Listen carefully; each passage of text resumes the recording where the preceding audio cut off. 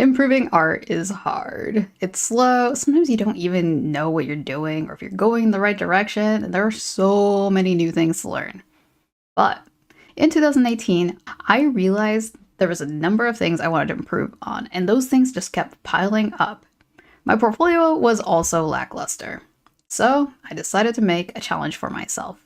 Make one illustration a month.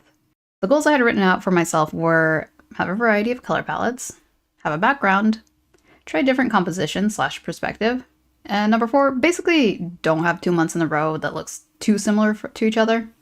I finished the challenge. I went a little bit over time, and I finished the last illustration in January instead of December.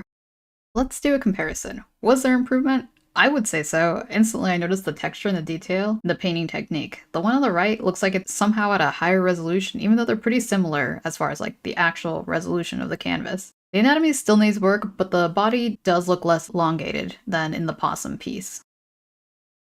At first I blamed the challenge for giving me burnout, but now that I look back at it, it was probably Inktober. Inktober is a challenge that takes place in October, where you make an ink drawing each day for the entire month. I have completed it twice, in 2016 and 2017, and I think there is a successful way to have daily challenges help you, like maybe a study a day, but instead, me, in 2018, I tried to make a new illustration each day, and that was a fast track to burnout.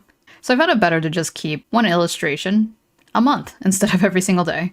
And then once I was finally done, I felt free. I'll be honest, I kind of coasted the following year, but I did try to challenge myself with drawing different characters. I started doing more art for others, raffle prizes, gift art, and art trades. And then I also have noticed I have been avoiding line art. I don't know if y'all saw this, but almost all my illustrations that weren't sketches were painted. Which, don't get me wrong, I love painting, I think it looks cool, but I did notice that there was something I was avoiding, and I wanted to get better at line art. So, that December, I tried to make my first illustration with line art, and then for the next year, I decided to pick that challenge up again with the intention of getting better at line art. It also helped that it was 2020 and we were all stuck inside.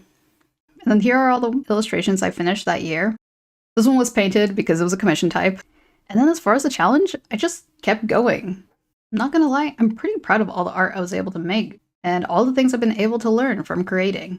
This is all to say that I've heard a lot of people get upset that they don't instantly get good at drawing after a few times. And to be honest, I was there too. Prior to this challenge, I really struggled to improve. I drew a lot, but that was not enough. I rarely finished art at all.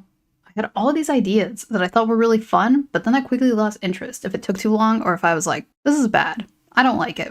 Muscle memory is one thing, but you can't get very far if you don't study things like anatomy, color, light, texture, etc. Mark Brunnett went into great detail about this in the video, which I'll link in the description below. It's been 5 years since I started this challenge, and I think I'm finally going to slow down. At least with the illustrations. Not because I think I don't need the improvement anymore, because 12 illustrations do not line up with my goals anymore.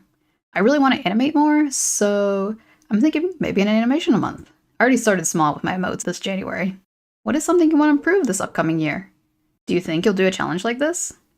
If you want further details on the challenge, I did make a video when I finished my first year of it, if you want to check it out. Thank you so much for watching.